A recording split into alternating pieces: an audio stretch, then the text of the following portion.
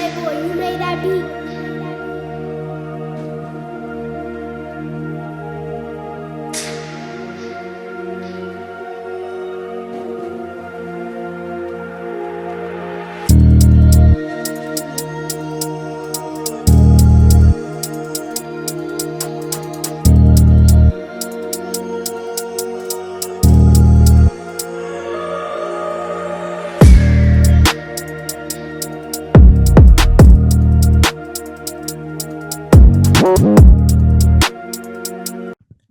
I'm Tally, Super Sports Media, Talking Heads. As you can see, my left and my right, I'm by myself, but I have in front of me a very special guest, a young man I've been knowing here since I've been in the basketball scene in San Antonio. Coach, introduce yourself. Man, nice. First of all, I want to appreciate you for having me on. So, Coach Tally, and man, just what you're trying to do for the community and San Antonio basketball. And man, I always say, I've always said this for years around here. And everybody has a lane, and if everybody's lane is helping kids, but they all bring something different to the table and stay in that lane, man, we can do a lot of good for the city. So, I appreciate you bringing me on to let me tell more about the uncommon. But my name's Coach V. I've been a long-time college coach for over 2 decades, and probably it's my 32nd year now of kind of being in that recruiting lane and industry. I mean, I've kind of shifted to the other side with my camps and my college prep workouts and kind of just my, you can call it consulting, but kind of coaching calls that I was having today with kids and helping them. It ain't like a recruiting profile. It's more like coaching the parents and families and kids through the process. You're trying to help navigate these young men to the right fit, but also have a better understanding of what they got to do. So, Coach V, I want to make sure you say it again. What is the name of the program that you have that you offer our young athletes, student athletes? Excuse me. Well, just a blanket term is just uncommon basketball, and it's Uncommon basketball. That's it. essentially. And then camps that I host are UC exposure camps. So, real quick before we go, you mentioned you did several decades. You're really aging yourself, Coach. Come on now, don't do that. Don't age both of us because we about the same age. But you say I'm two getting over it. decades of coaching experience. Can you go down that trail a little bit and go ahead and start? Let's name drop a little bit because again, Well, I don't want to bore anybody, but no, you're not boring anybody. You're just educating the public and letting people know that not only, hey, listen, you can be part of. For me, I want people to really know that you really know what you're talking about. Because I'm not going to fib to you. The first time I saw you in the gym a few times, I didn't know you. I was like, man, who is this guy? Who is this guy? And as I started doing my homework, looking at your resume, I'm looking here, Texas State. Oh, really? McMurray. Oh, wow. Hold on. This guy's been some favorable places to where though, hey, if I can get a kid there, hey, that's big time. So if you actually been there, you were right there in the trenches. Let's talk about that. Yeah, I think the unique thing probably in the coaching profession, not always, but sometimes when you're coaching collegiate ball, you're typically throughout your career you're maybe one or two levels. Like you had JUCO for 15 years, and you get that first job, pizza, and that's kind of I kind of had like a little different history, not being a big name. I mean, if you want to really know where my background started, I wasn't a big name player. I mean, I loved the game, and I wanted to coach at college. It wasn't to say I was a college coach. It's just, man, I enjoyed the recruiting process. Even way back then, you're getting deeper into it. If you look up at Hardin Simmons University, so you know how much my thesis was on recruiting. I went around the country. It took me 2 years to get my graduate degree, studying what recruiting coordinators look for. I swear to God, I mean, that was my thesis. So I've kind of been obsessive about that side of the game more than saying, hey, I was a college coach. Because there's there's great coaches in high school and the younger in select, and there's bad ones. And same thing in college. I mean, and so too many people get that mixed up. So my thing was more about, I really, really was fascinated since a young age of recruiting, evaluating, man, and just being in the game. So having said that, my career started at McMurray or D3. But again, if you have a big name, man, you can move quicker, when you're in a college coach, like a big name player. So I said the only way I got to do something special to move up or get a chance at the next level. And we did. One of my most memorable moments was the Hall of Fame team that I'm still a part of, McMurray in '99, still the longest winning streak in Division III history. But there was two parts of that, Coach Cowley.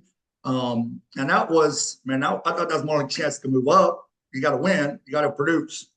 I mean, I don't believe in giving nothing. I didn't ever have anything. So producing at that level got me the West Texas A&M job. And that's where I talk about fit.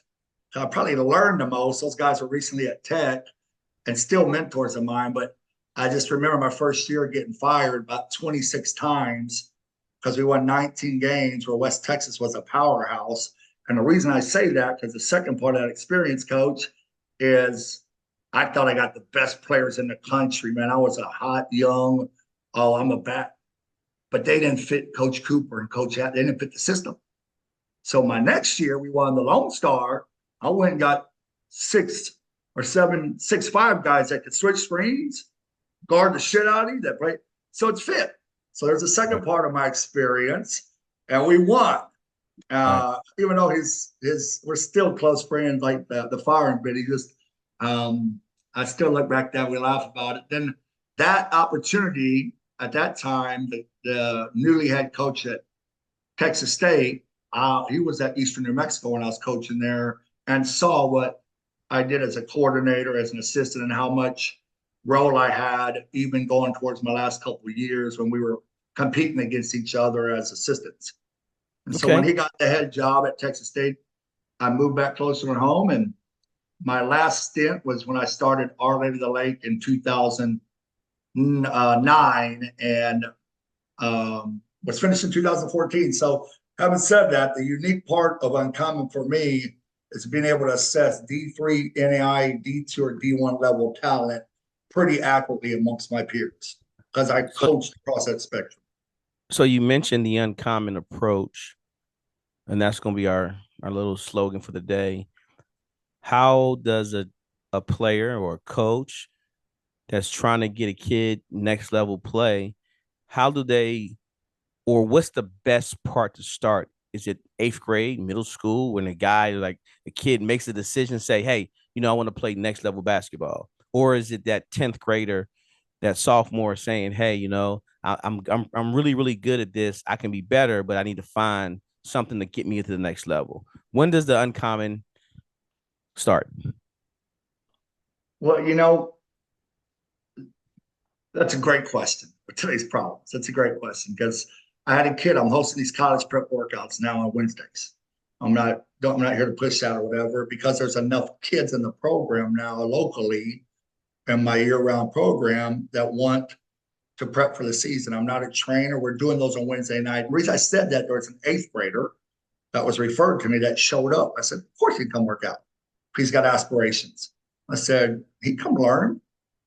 But the balance is, and I say this respectfully, we're talking about exposure. It's a fine line in 8th and 9th grade, unless you're the guy. There's been a 1 percentile here. But Coach, I'm telling you, I talked to so many seniors today, like my coach, they're so discouraged already because they've been thinking about exposure since 8th grade. It could be a real haunting task if they don't have a true understanding of the process.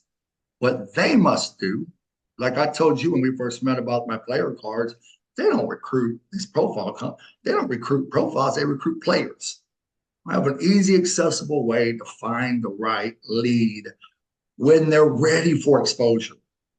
That's where I think the parents that try to skip the process, you should know as a parent if Bobby is working like a college level, not dragging them there. Like my son went to golf. And I told Tate, I said, you ain't never shot 5 hours of basketball in your life. When they told you to play a second sport, for 7 hours a day, you've hit buckets. You know your answer, son. I'm a basketball guy. Now I hold over my own son ownership. I let him make the choice. So if he starts bitching about his coach, if he starts bitching about, you've gotten away from that 7 hours a day. That's up to you. So as a longtime college coach, I think what I've done differently is I help them with college prep evaluations, understanding through my camps, clinic, whatever, what you must do. I give them concrete data. I let college coaches speak directly to them to try to help grow the game. And as the years go on, me and you both know about 10 to 20% are going to be the ones that really are trying to maximize their potential, not being taken and playing and then go home for the day. If that makes sense. So I think it starts early, but nobody with me, I start with only kids like Logan Gonzalez that are willing to grow first and trust me.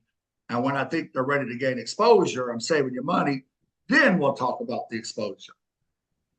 So what do you think are some of the challenges and differences that players are having trying to navigate through here Well, let's in just talk recruiting about process? changing their life, brother. Let's just talk about me and you.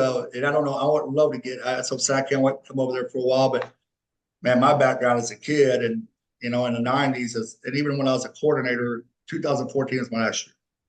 Here's what's changed the most to me. And I say this with all my heart. And I think everybody, I understand I'm for everybody. Everybody has a lane. Select coaches try their butt off. It's a tough road out there for all involved in some ways. Everybody's trying to help these kids. But to me, I think the toughest challenge is, if I think about this, coach, if I was 17 or when you were 17, if I'm going to, and I did my little UC Hoop select team one year differently, and I'd be a different story, different time. But if I play every weekend, and I mean this in sincerity, I'm not, and you're talking to me, I watched it, I observed it as a longtime college coach, is why I'm so passionate about trying to help Uncommon grow and help parents. Because if you talk to me about habits when I was 17, every single day in the hallway, and I start at 5 o'clock and start at 8 o'clock, it gets slippery. I'm 17. The rules, the NIL, the NCAA, it's trickled down. I get it. So I'm not dogging. They're out there doing their best. But the only way, and again, that's why I'm trying to create it through my camps instead of being in that space, is what do you look like under duress? How do you handle? That's what college coaches are really looking for at the portal, which has helped the UC athlete. It ain't the talent. They know they're more prepared. They've had to be put in those situations. That's the biggest thing scary of recruiting kids. They're coming to that environment. I'm going to start either way. They talk to each other. That's the danger of keeping a locker room together in college. So I think those kind of challenges, social media is good and bad. You put them out there, but I tell kids that, man, a post is good, a write-up feels good, you feel good, but it's over. When I used to get lose 2 games in college, I called my mom, Coach Talley. I like to tell stories on these things. And my mom said, "You're the best coach ever. You're the best coach in the United States of America." She's my mom. I said, "Mama, have you ever been to one of my practices? Do you know if I'm going to stay up late tonight?" No. You feel good for a little bit. It's a hard balance. Those kids that can block out external factors and stay locked into what they want to do and really put in the work, that's probably the most important part. But it's a challenge today because back in the 90s, if my uncle told me my ass wasn't playing for 2 weeks, I wasn't playing. Nobody was going to visit me.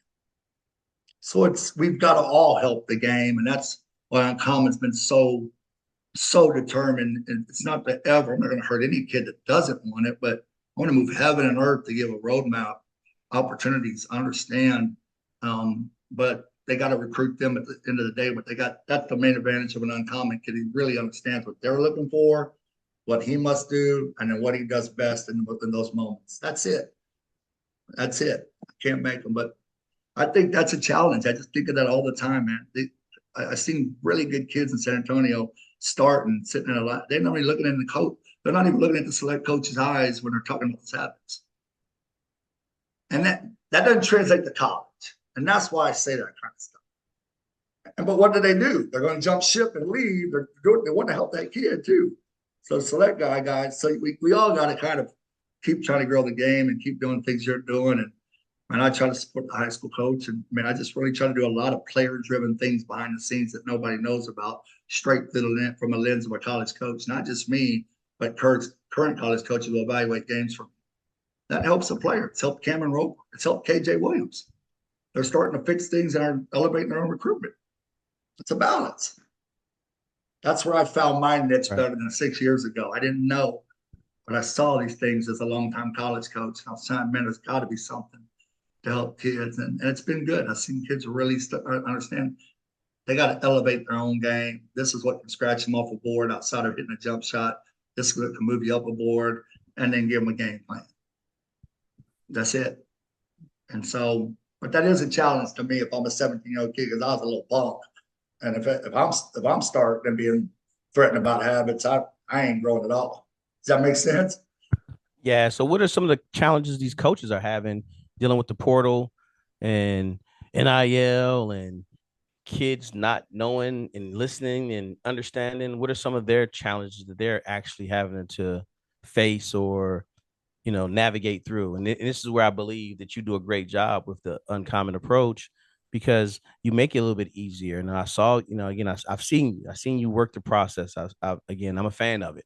So just to make sure I put it out there, I like how you do it. I like how you make sure guys compete, not just at the camps, but at the workouts and things that you have in on your own. Well, you're answering that. All my camp layouts out. Some people hide in showcases. I'm not. Again, everybody has a lane. I mean, you got to go to showcase. You got to do. But you still have to understand in those, unless you're the guy already circled. Like y'all, you've been to elite camps. You've taken your nephews, and man, you're out there, and that's again, you're doing everything you can to help put them the right eyes. But unless you're the guy already circled, and those bigger events, all I've created is something that is important to college coaches, whether you're talented or not. With my camps in particular, is an atmosphere. It's not a tough where they need winners. That's one thing they always call me. So in my camp, I always tell kids, if you wait till the spring, it's tough because you may learn something in the fall. I've seen this, which is awesome. I've seen them fail in 2 or 3 areas. The ones that really want to play college, they actually come to a second camp, and their defense is better. They're starring in their role. They learn something. They're increasing. So in a showcase, it's hard to really learn. And I created that because you see kids leaving the gym. I wonder what they're thinking. Oh, nobody passed the ball.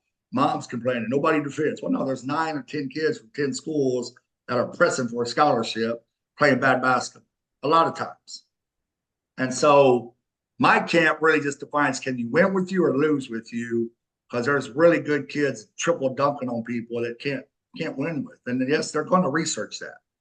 So that's a great way to eliminate that for a player who has a question mark about his motor. I say finish on top.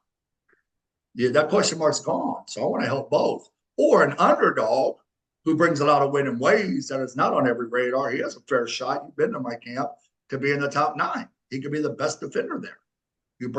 So I think one of the biggest challenges with high school kids, but again, it flows to that select and everything else we're coming up with, and maybe some noise that's hard to block out that we didn't have with social media and stuff. I think the thing is identifying guys, the same thing that I built my recruiting career on as a coordinator. Who can I win with? I didn't care. That's where my credibility stems, because I won 9 college championships, and I won with the guys that maybe weren't on even rankings. But when I wouldn't identify talent amongst my old collegiate peers, I look for winners. And so now I like the fact that you have actual college coaches there evaluating. Well, I just have no ego. I mean, it's not all just you though. I have no ego. Yeah, I love that.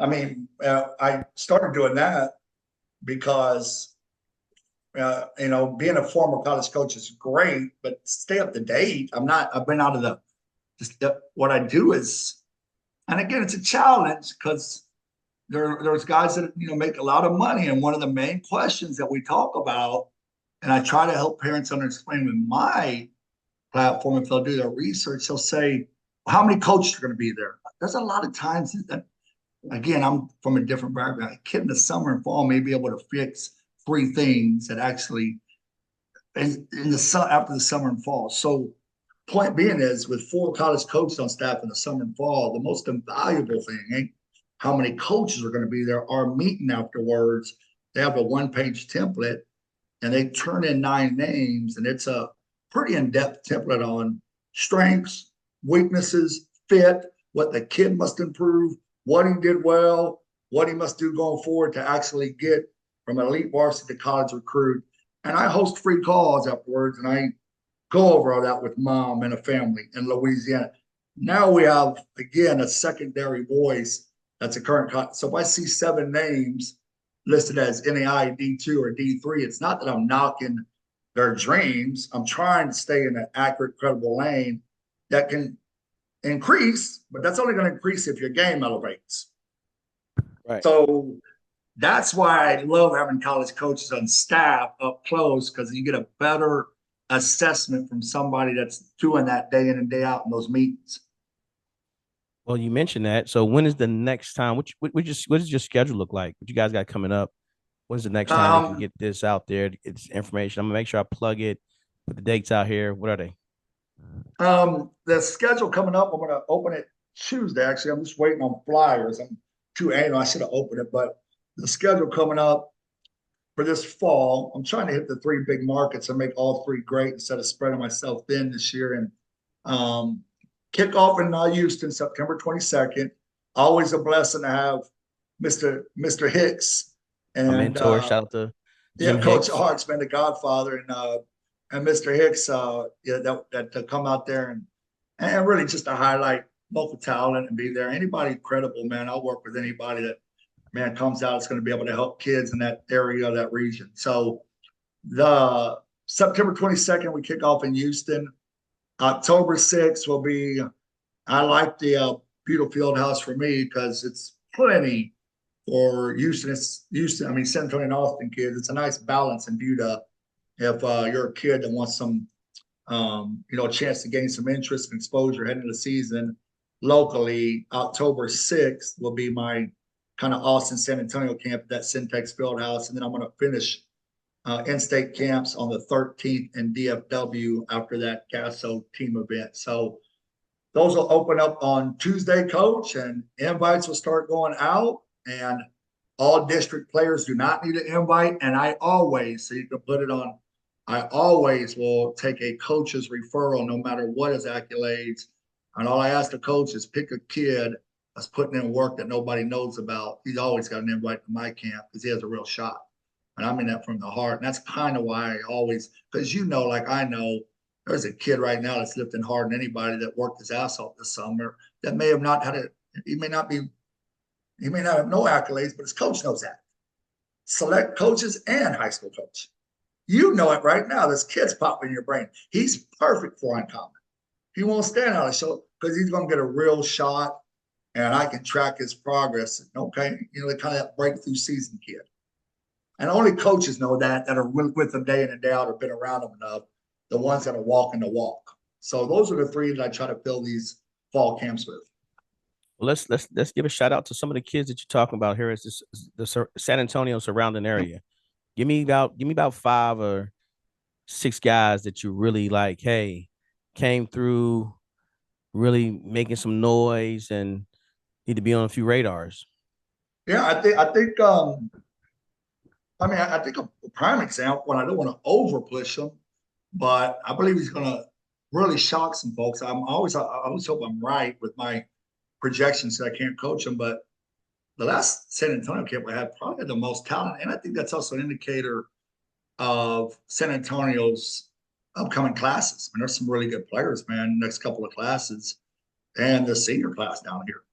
Maybe more so like kind of closing the gap with Houston and Dallas. I mean, because I'm just telling you, man, this kids that came out this year, and one of the surprises, because, and this is why I do it, and this is not a knock, like a little bit on motor, and that's why I love seeing kids succeed through uncommon.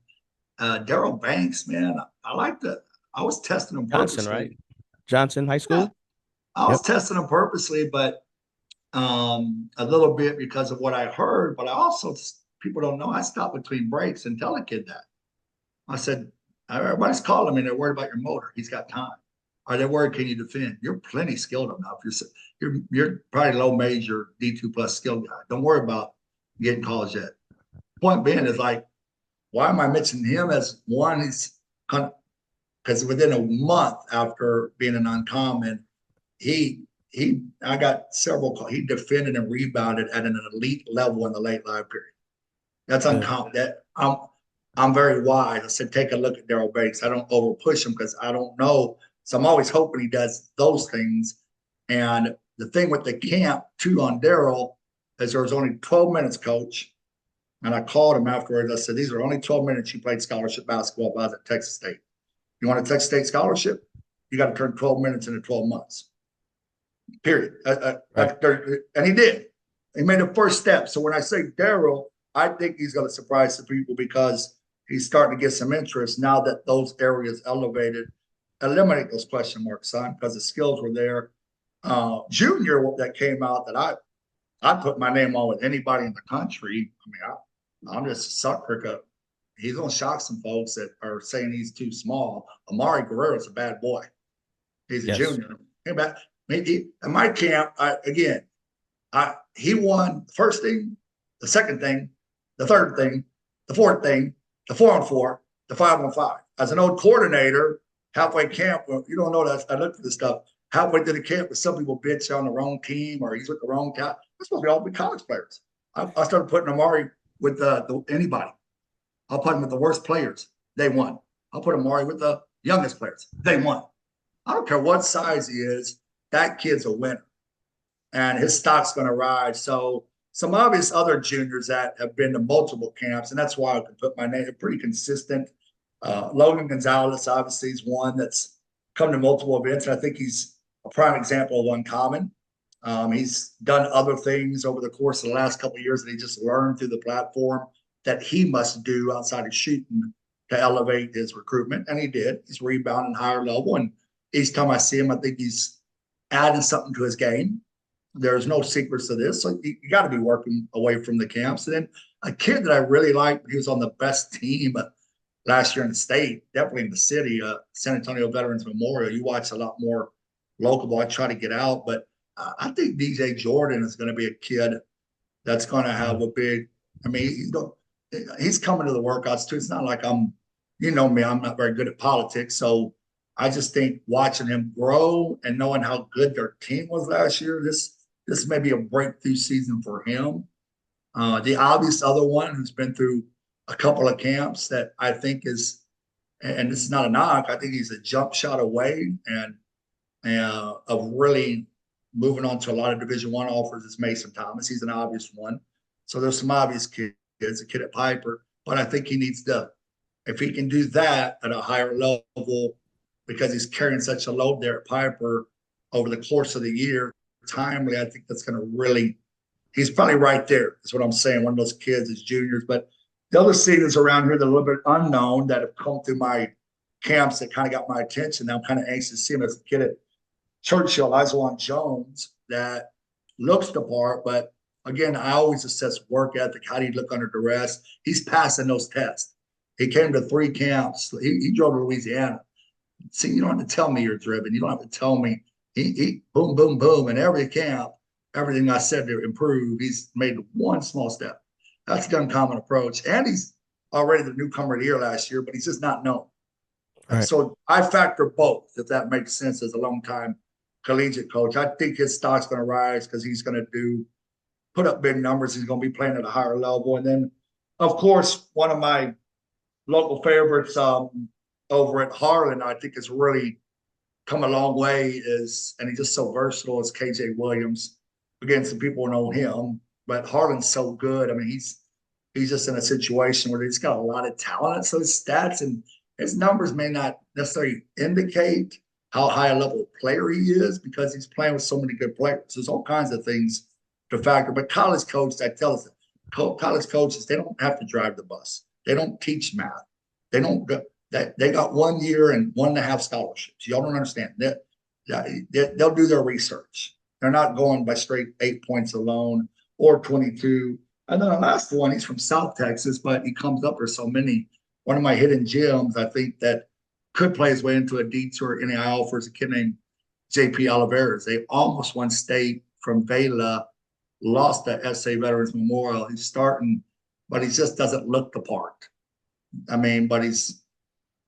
Players are players, and JP, I think if they make another deep state run, he's south of here, that he'll end up with an offer. But those are just some local guys at hand that I think I've seen more, so I'm able to kind of, pump them a little bit because I have a better assessment of them.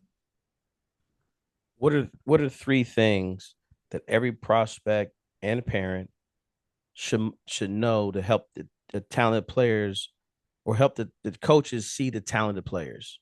What are 3 things that you believe that there are? Remember, that's what I've learned from better folks than me, and we a little bit talked about habits, and I think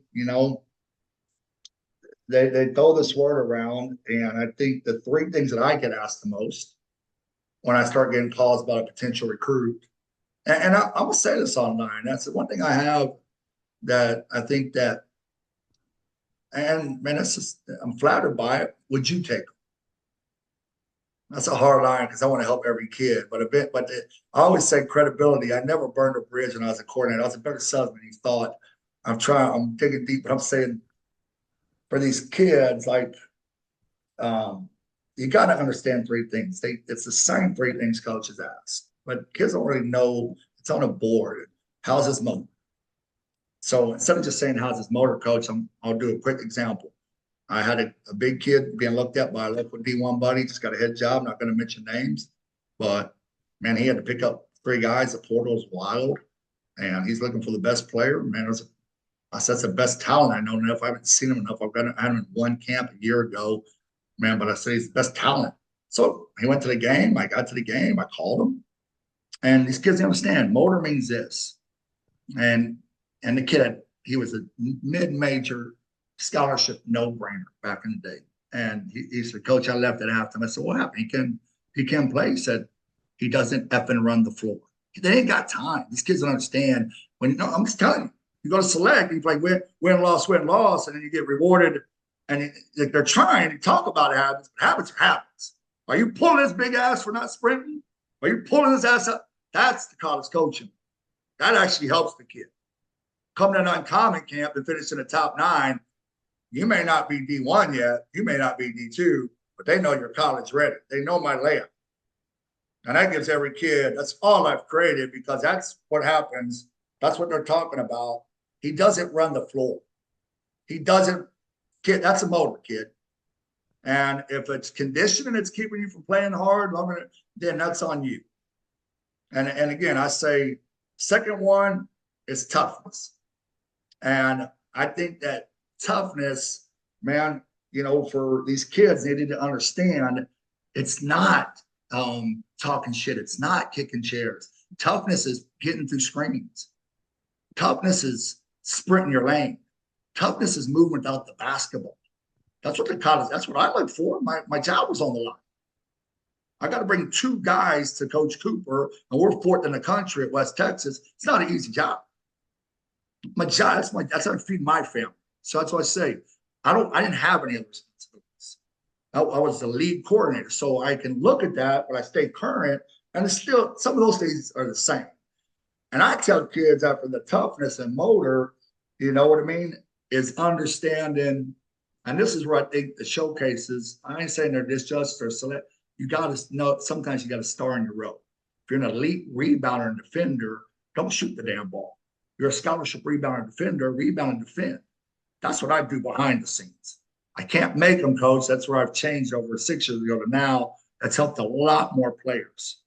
They've done it, not me. They recruit the player, but that's my experience. Instead of me being mad or worrying about them doing it, but my heart was right. Now I just have a flip script between the camps and the back end to really have both. I have all the resources to help them, but that's 3 things you've got to understand: how to star in your role. A lot of times you just don't know what that means. Basically, what do you do best? And do it at an elite level. If you're going to fix your game, fix it behind closed doors. Motor means simply that. I left at halftime, coach, because he doesn't run the floor.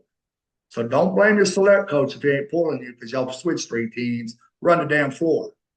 And If you want to, especially if there's eyes on it. Yes, that matters, kids. In fact, be selfish.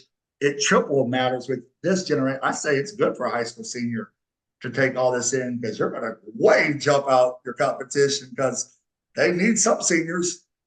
And that's the question marks. You got to be talented enough. And then, like I said, toughness is not kicking trash cans. It's not talking shit. It's getting through screens. It's from a college coach's lens. If you want to increase your recruitment, it's sustained effort. It's, like I said, the little basketball details that a coordinator looks at that's going to help you go from D3 to D2, D2 to D1. I mean, there's a fine, slow gap that these kids, if you're close, there's so much talent. And I think those three things that players should know. If they don't know how to star in their role, that's why I do those evaluations that we talked about and I showed you. And college coaches evaluate games. What are three things that turn a coach off? You mentioned three things they look for. What are three things that turn them off? Well, I mean, we kind of mentioned them in both ways. I think the things that that coaches are most alarmed from, and you ask some of the challenges for coaches. See, I didn't know this one. They can't get out as much, coach. They're making it harder on coaches. Right. They've got NCAA rules.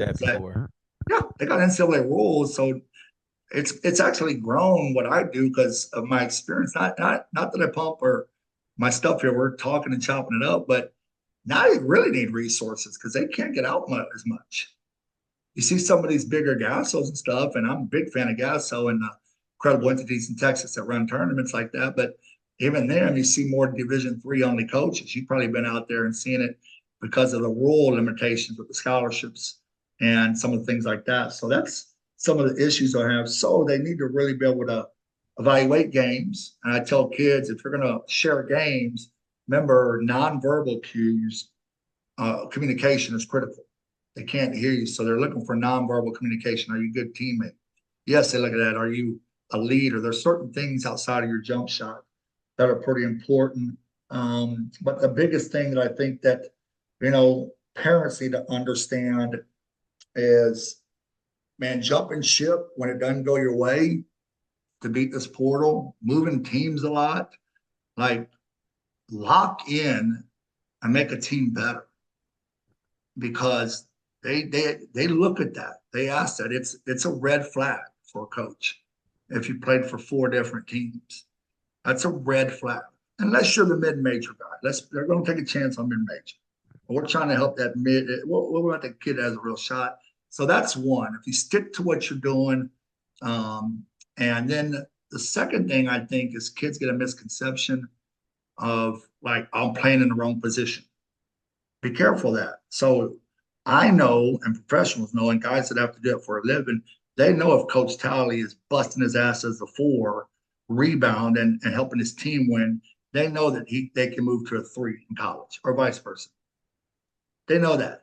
They know they invite. So starring again, helping your high school team win, they know how to evaluate if you can play the 3. Too many kids get caught up in trying to make wing plays and they kill and do nothing that they could do, if that makes sense. They look at that when they're watching those in-person games. And you see coaches watching, they're really seeing, are you really putting the team first?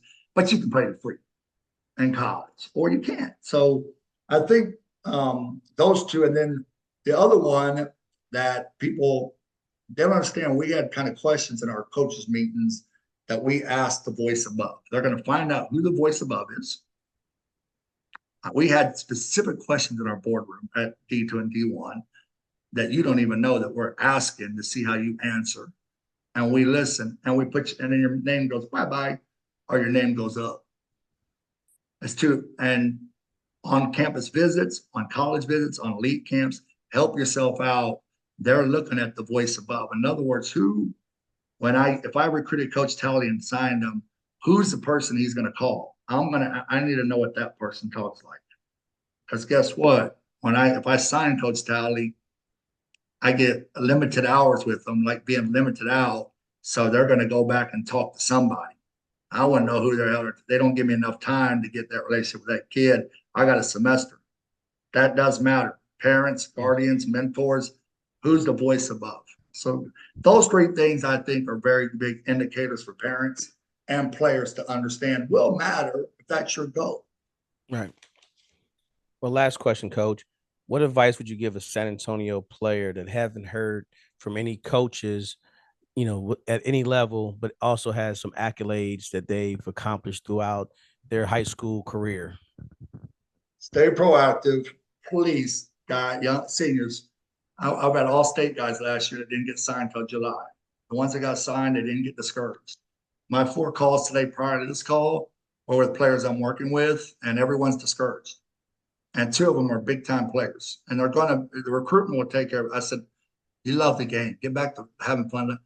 Get back to what we've talked about. Get back to improving, because what I've learned is that players, when you get exposure off your shoulders, you get a plan in place. Like, have a great season. Focus on the process.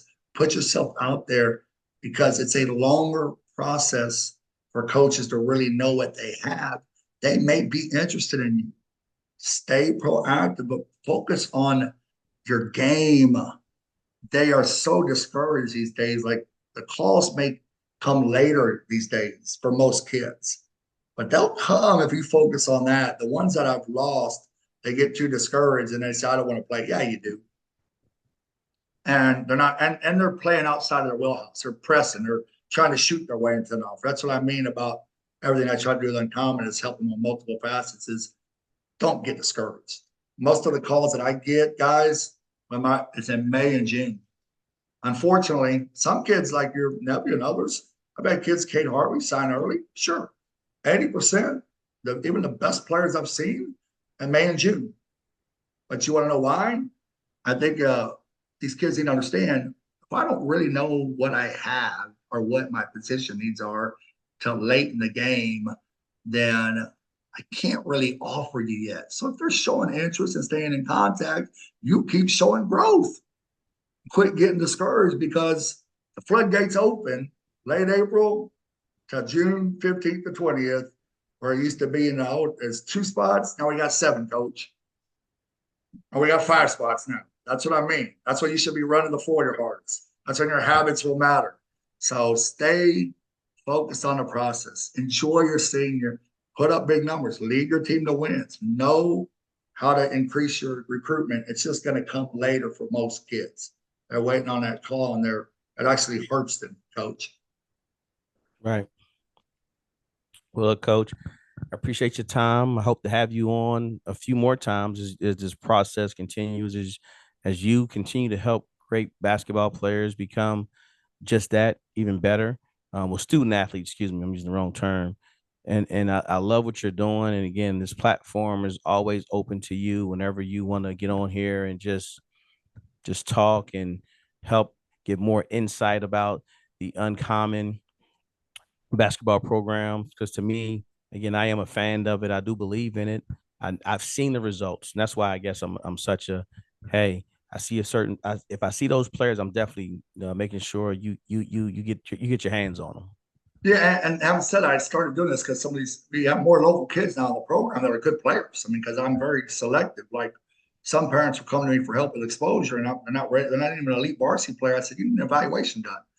I mean, you need this. I'll save you money. So point being is, I mean, I got these Wednesday college prep workouts over at Gervin Center from 7 to 9, and they're open. But I started them for the 8 or 9 kids like Daryl Banks, KJ, DJ, the guys that are in my program, but are open. If you know any kids that want to learn more, they can come out Wednesday night. It's $50. It's a 2-hour session. I give them a post camp. We're not doing a camp. I mean, it's just the college prep workouts I used to run. I'm starting those again. 2 reasons, because I got it set to run through October 23rd. I do believe after 8 weeks, I don't need every night with you. It's 1 night a week. After 8 weeks, that's just another fast. You'll be ready, prepared, starting in your role, playing at your highest level, and then go get in practice and go. Sick them. So, but it's also an avenue. The reason I'm glad you mentioned this last, coach, that's my kind of hope. It's also an avenue through friends and relationships like you that know kids that are good, that maybe getting overlooked. Just come to a session. It's $50. It's going to run through October 23rd every Wednesday night at the Gervin academy from 7 to 9 p.m. And then 8 or 9 players in my full-blown program, or I kind of help them out. I discounted it so they can be there for 8 weeks. So I'm really prepping them to just boom. And we're trying to cross T's, but it's also open to any local prospects aspiring to play college basketball that want to learn. They can talk to me after the event, and I'll give them advice, like I just told you, on where I think they are, and be as upfront and real, and help them in any way after that. But those are open sessions right now. So that's a good way for some other kids to learn about the program. Well, I'll make sure I get the word out there for you, Coach, and we keep doing what we do, man. And again, thank you again. Now, I appreciate it, man. Enjoy your holiday. I had some good content there. And, man, as we go through this, man, we're just start having some fun, like you and my boy Mike Daniel do with his hat. I got to get my hat on and stuff. I could come in there with you guys. I'll be like, no, Coach. Only reason I wear my hat backwards because when I wear it frontwards, my face gets darker. No, So I'm kidding, man. I see my man. I do that, man. Talking heads, man. I told you, I'll be like the Ernie Johnson in there, baby. I'll get on that over on that left field. Well, I told again, like I told you, I got a studio, and that's gonna start happening in 2 weeks. You're welcome to come at 1:00. Meet us down at the Southtown 101 Bar and Grill. I know where it's at. I'll definitely send you the invite. Awesome, All brother. right. Appreciate it, Dan. And any kids you think of, man, I'm going to start that tomorrow. I'm not messing anybody today on the holiday Sunday, but tomorrow. But I'm going to start reaching out to some local kids I think need real help. To come out one Wednesday night. So if there's some kids that you think that you've liked, because you're always at every game that you like, that you think are getting under recruited, man, I'll gladly just, if nothing else, extend them an invite, no more, no less, to come check it out and come, join the workout. All right, man. I'll definitely send you that way. Send kids your way, and have a good one, brother. Enjoy your holiday. Appreciate it, Coach. Thanks, man. Yes, sir. Enjoyed it. Thank you. All right, bye-bye. Playboy, you made that beat.